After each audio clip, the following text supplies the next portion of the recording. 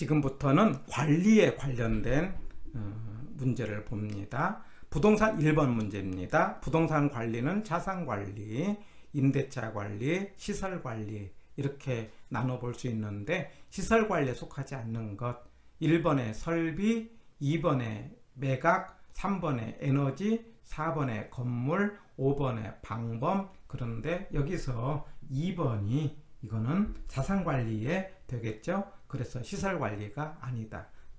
1번의 정답은 2번입니다. 2번입니다. 관리예요. 1번 도시와 건축기술의 발달로 인하여 관리의 전문화가 이제 필요성이 강조되고 있다. 맞습니다.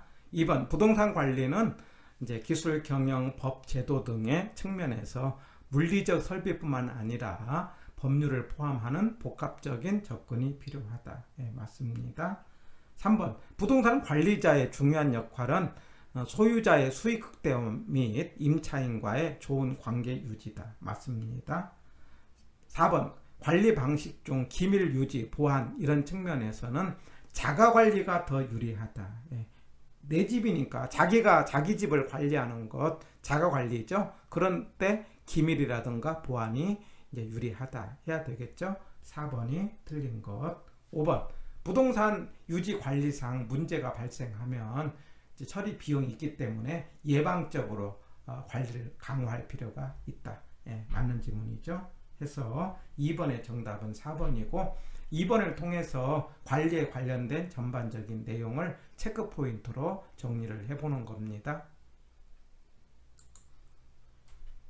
관리 그러면은요 보, 이, 개 하는 활동이다. 이렇게 보존입니다. 이용, 개량이에요. 그래서 관리가 뭐냐 그러면 보이게 활동 이렇게 기억하시고 가장 적극적인 관리는 자산관리, 가장 소극적인 관리는 시설관리, 지읒지읒 그 다음에 시옷시읒 이렇게 기억을 하셔서 적극적 자산, 소극적 시설. 그런데 관리를 법적인 것, 경제적인 것, 기술적인데 권리라든가 예약, 계약 이런 말이 나오면 법적인 관리로 보고 그 다음에 보안, 보전, 위생, 설비 이런 건 기술적 관리인데 특별히 보험이라든가 그 다음에 땅의 경계를 확정하는 거 이건 측량이 들어가기 때문에 이런 내용들을 기술적 관리로 정리한다는 것. 그 다음에 자기가 직접 관리하는 걸 자치관리니까 지시, 통제, 보안이 좋고 그 다음에 가장 전문적으로 하는 거니까 전문성이라든가 경제성이 있는 건 위탁관리고 그 과정에서 과도기로 하는 게 혼합관리인데 혼합관리에서는 책임 소재가 불분명하다. 이런 내용으로 점검을 하면 되겠습니다. 3번 다음에 수행하는 관리 유형 포트폴리오, 매각, 재투자 이런 것을 우리는 자산관리라고 하자 이런 이야기예요. 정답은 1번입니다. 4번 이제 중개업에서 고정비용에 해당되는 것 했어요. 우리가 비용은 총비용이 있고 총비용은 고정비용 더하기 가변비용이죠. 그 평균비용은 총을 수량으로 나눈 거고요. 그 다음에 한계비용은 조금 더 이런데 한계비용에서는 집약 한계, 한계비용과 한계수입이 같은 거 땅의 이용의 상한선이 되는 거죠. 그 다음에 규모의 경제 말하자면은 한계 비용이 평균 비용보다 적을 때 새로 이제 만들었는데 그것이 평균보다 적게 싸게 만들었을 때 이제 평균이 이제 뭐냐면은 전체 평균 비용이 감소가 되는 현상을 규모의 경제가 되고 규모의 경제가 생기면 집시 이렇게 하자고 그랬죠. 집약적 시장의 실패. 그 다음에 총비용은 조방 한계, 경작 한계고 총비용과 총수입이 같을 때고 이게 땅의 이용의 하한선이었죠. 이런 내용들이 시험 문제 중요하고요. 4번에서는 판매 실적 수당이 가변비용에 해당이 되고 나머지는 고정비용이 되겠습니다. 정답은 3번입니다. 자, 5번입니다. 80시를 운영하고 있대요. 총 고정비용은 3,600만원이래요. 그 다음에 한 실당 20만 원이래요. 그럼 수입은 얼마로 해야 되느냐? 그러면 총 비용을 계산할 때 3,600에다가 그 다음에 1,600만 원이 이제 각 실로 80에서 20으로 그러면 계산하면 얼마가 됩니까? 이걸 5,200만 원이 총 비용이 되는데 5,200만 원을 80으로 나누면은 이제 65만 원이 말하자면은 월 임대료 수입이 돼야 된다 이 말이에요. 해서 5번의 정답은 2번입니다. 6번입니다. 분양 면적이 500이래요. 그래서 이제 기본 임대료가 있고 기본 임대료는 이제 언제까지요? 5천만 원까지예요. 그럴 때 근데 5천만 원을 넘으면은 10%를 이제 임대료로 부과를 하겠다 이 말이에요. 그러면 현재 이제 제곱미터당 20만 원을 했어요. 근데 20만 원에다가 곱하기 500을 하면은 매출액이 1억이 되는 거죠. 매출액 1억인데 근데 이제 그 뭐냐면은 기본 임대료는 얼마라고 하는 거니? 그 아까 500에다가 곱하기 6만 원이라고 그랬죠? 그러면은 이게 3천만 원이 기본이 되는 거죠. 기본을 6만 원으로 넣었으니까는요. 그런데 5천만 원까지는 3천만 원을 하고 근데 1억이니까 5천만 원이 초과되지 않았습니까? 그러면 그 5천만 원에 대해서는 1% 0.1을 하게 되면은 500만 원에 이제 뭐가 돼요?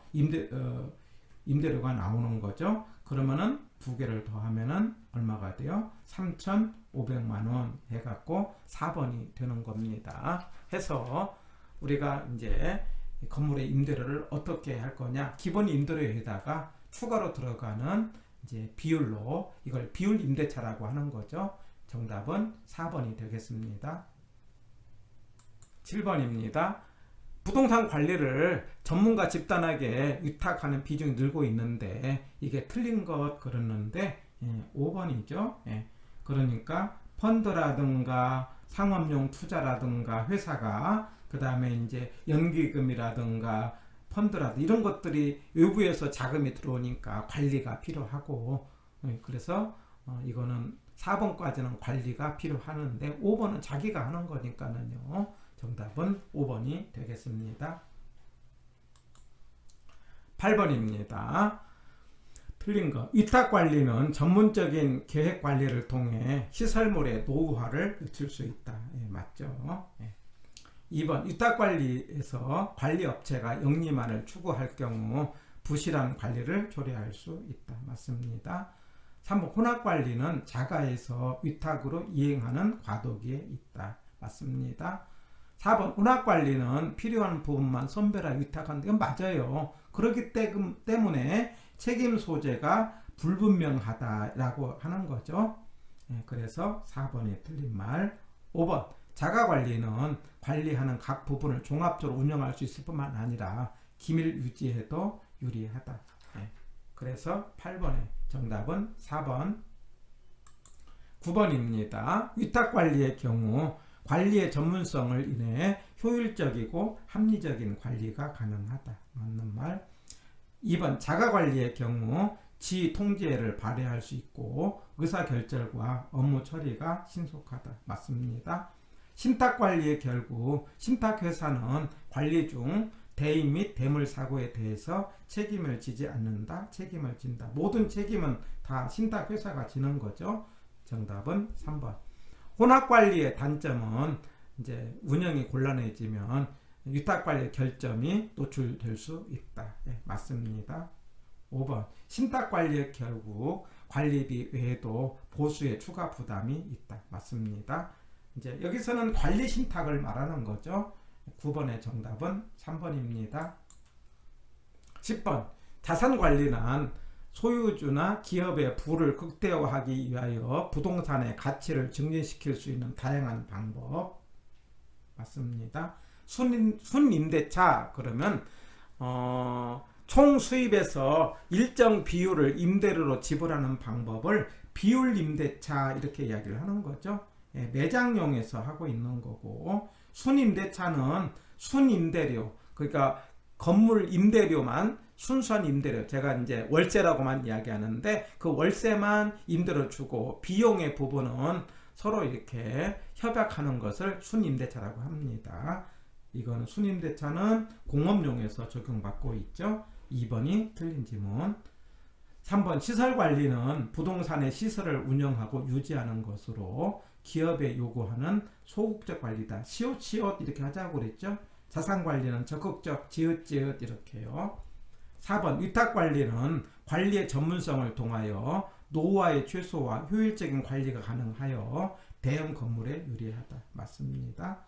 5번 혼합관리는 자가관리가 곤란한 분만 선별하여 위탁할 수 있는 장점이 있다. 그래서 경영은 자가가 하고 시설은 위탁으로 하는 경우도 있다. 맞습니다. 해서 10번의 정답은 2번입니다.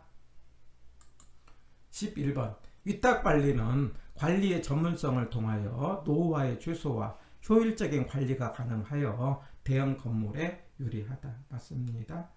2번 토지의 경계를 확인하기 위해서 경계 측량을 하는 것은 무슨 관리로 보자? 기술적 관리로 보자 이 말이에요. 맞습니다.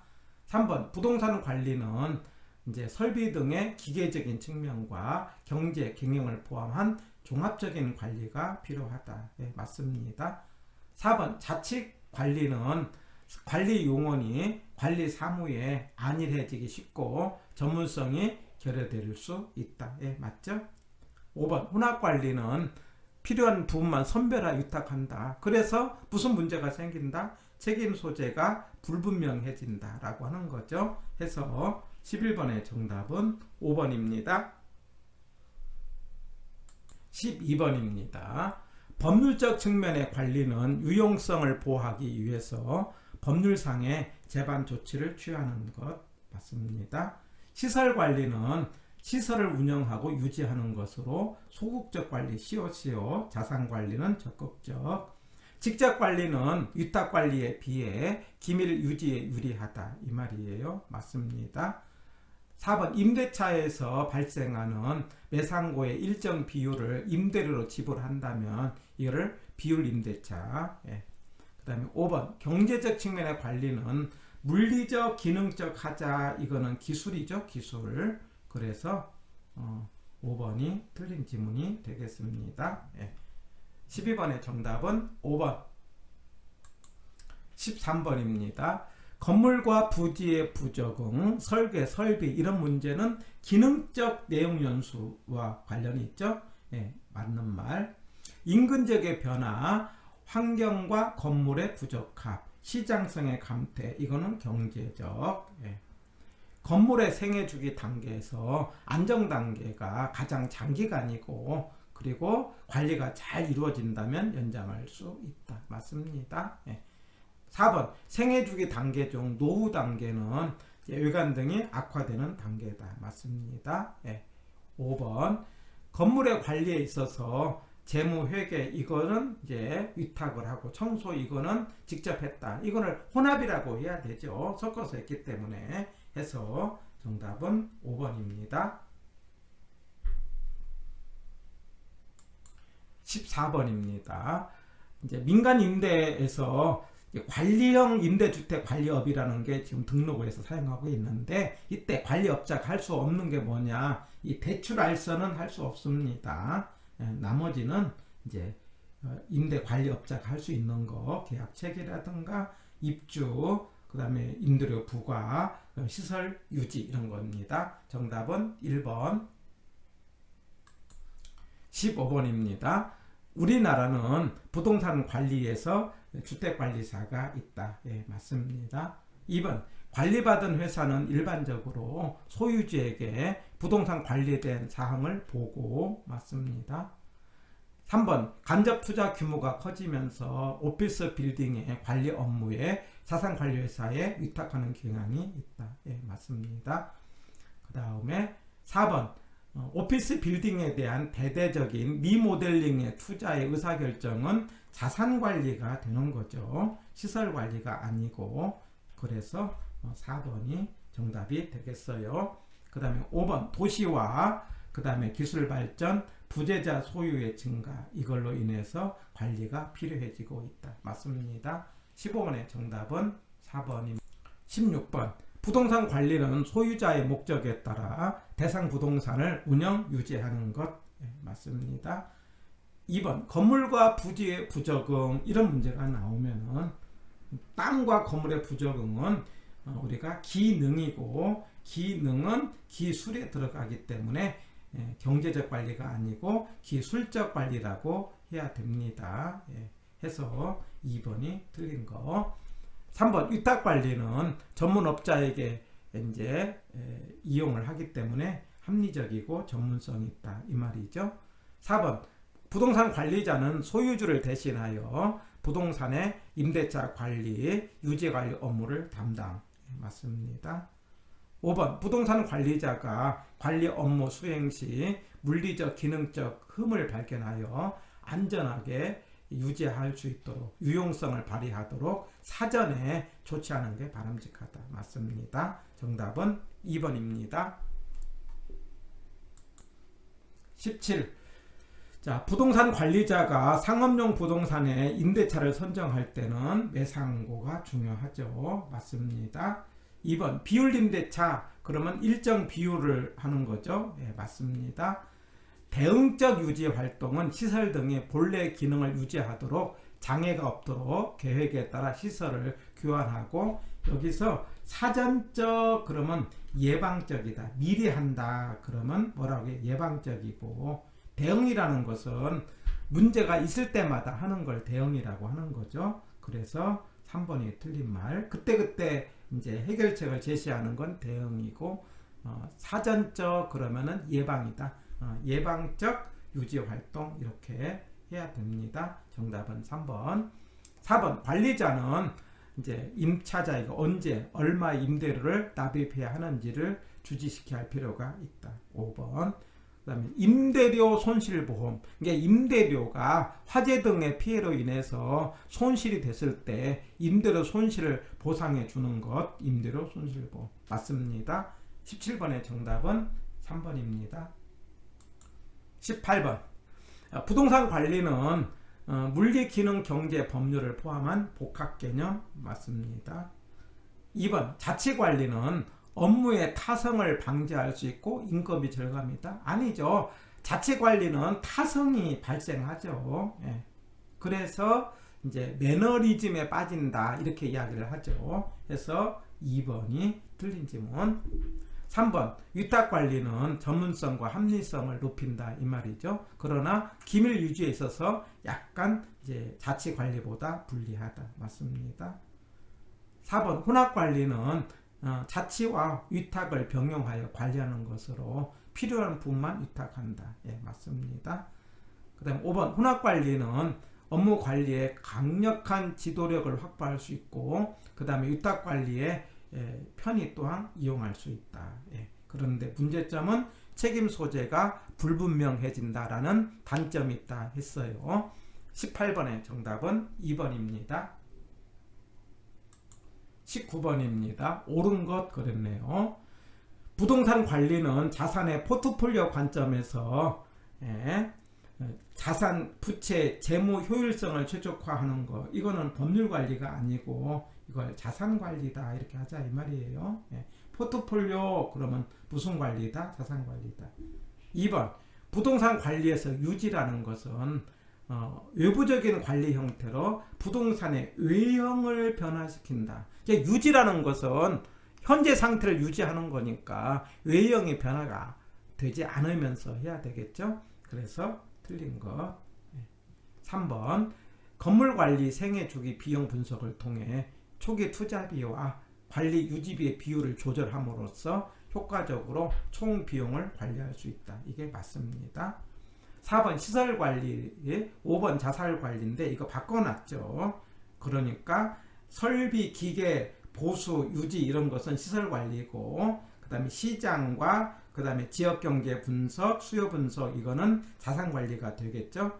이제 둘 다 틀린 거 바꿔놨습니다. 고로 19번의 정답은 3번이 되겠습니다.